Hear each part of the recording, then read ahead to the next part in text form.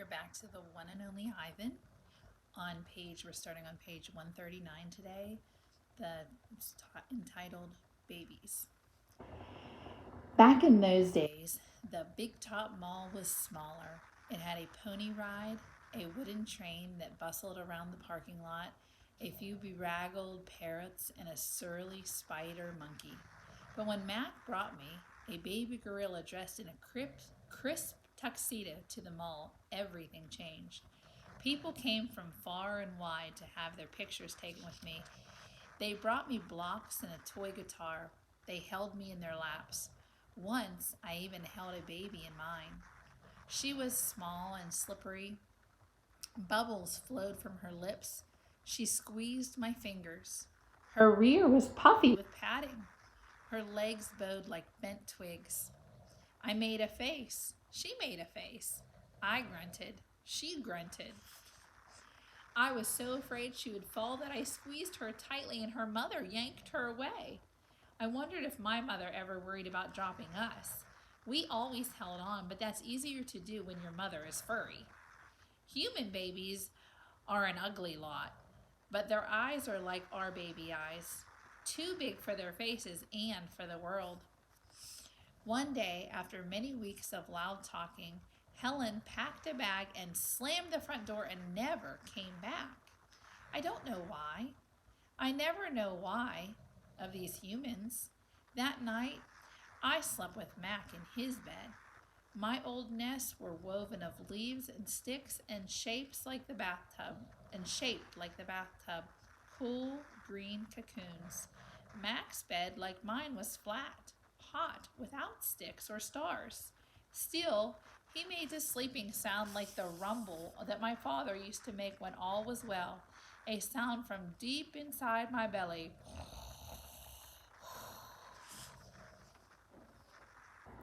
Mac grew sullen.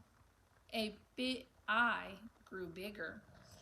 I became what I was meant to be, too large for chairs, too strong for hugs, too big for human life. I tried to stay calm, to move with dignity.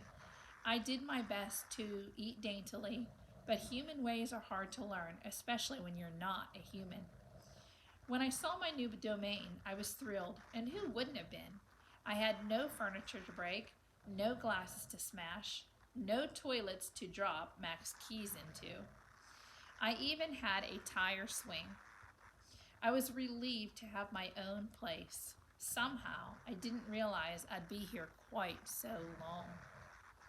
Now, I drink Pepsi, eat old apples, watch reruns on TV, but many days I forget what I'm supposed to be. Am I human? Am I a gorilla? Humans have so many words, more than they truly need. Still, they have no name for what I am.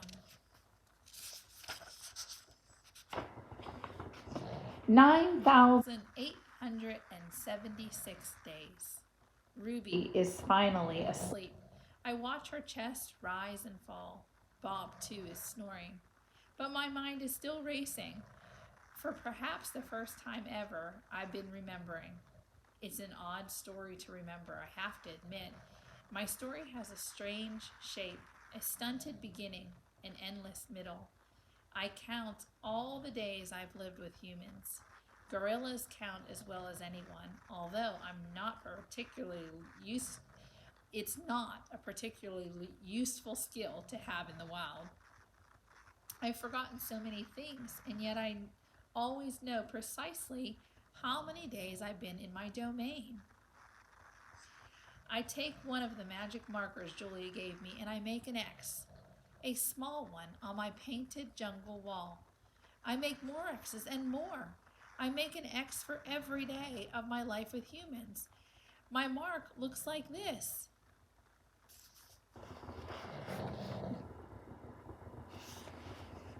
The rest of the night, I mark the days, and when I am done, my wall is complete with X's. And so on until there are 9,876 X's marching across my wall like a parade of ugly insects.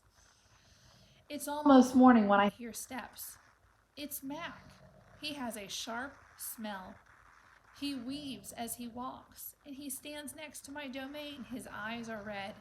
He is staring out the window at the empty parking lot.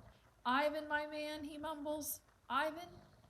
He presses his forehead against the glass. We've been through a lot, you and me.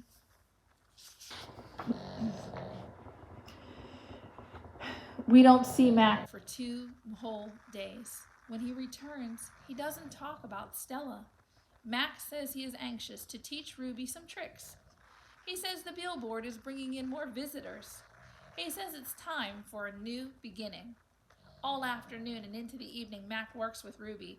Ruby's feet are looped with ropes so that she cannot run. A heavy chain hangs off her neck. Mac shows her Stella's ball, her pedestal, her stool. He introduces her to Snickers. When Ruby obeys Mac, he gives her a cube of sugar or a bit of dried apple. When she doesn't, he yells and kicks the sawdust.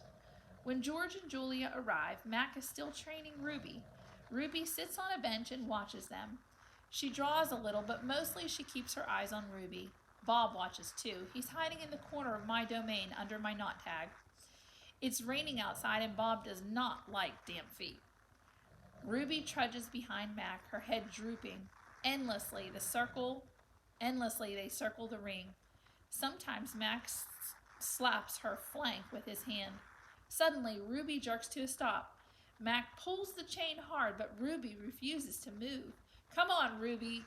Mac is almost pleading. What is your problem? She's exhausted, I say to myself. That's the problem. Mac groans. Idiot elephant. Idiot human, Bob mutters. Walk, Ruby, I say, although I know she's too far away to hear me.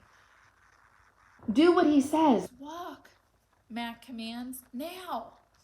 Ruby doesn't walk. She plops her rump on that sawdust floor. I think maybe she's tired, Julia says. Mac wipes his forehead with the back of his arm. Yeah, I know. We're all tired. He pushes Ruby with the heel of his foot. She ignores him. George looks over from the food court where he is wiping off tables. Mac, he yells, maybe you should call it a day. I'll close up. Mac yanks on Ruby's chain. She is anchored as a tree trunk. He pulls harder and falls to his knee. That does it, Mac says. He brushes the sawdust off his jeans. I am through playing around. Mac stomps off to his office. Where he returns, he is carrying a long stick. The gleaming hook on the end is almost beautiful, like a sliver of moon. It's a claw stick. Mac pokes Ruby with the sharp point, not hard, just a touch. I can tell he wants to see how much it will hurt. I growl low in my throat. Ruby doesn't budge. She is gray, unmoving boulder. She closes her eyes, and for a moment, I wonder if she might have fallen asleep. I'm warning you, Mac says. He breathes out. He stares at the ceiling. Ruby makes a huffing sound. Fine, Mac said. You want to play it that way? He draws back the end of his stick. I'm not going to hurt her, Mac says. I just want to get her attention. Bob snarls. Mac swings. The hook slices the air and just a few inches above Ruby's head. See why you don't want to mess with me, Mac says. He draws back the stick again. Now move. Ruby jerks her head, flinging her trunk toward Mac. She makes a noise that sends the sawdust scattering. It makes even the glass shiver. It is the most beautiful mat I have ever heard. Ruby's trunk slaps into Mac. I don't see exactly where she strikes him, somewhere below his stomach, I think, and I know he must be uncomfortable because Mac drops the stick and falls down to the ground and curls up in a ball and howls like a baby. Direct hit, Bob said. Okay, we're stopping there, and we are stopping on poor Mac for our next read. So we're stopping on page 154. So we will find out how badly Mac got hurt, but shame on him for hitting that poor elephant. So Okay, I hope you enjoyed that little read of Ivan because I really love this book. So I'm excited to see what happens between Mac and Ruby. So I hope you guys are liking this. Okay, we'll talk to you later. See the next part.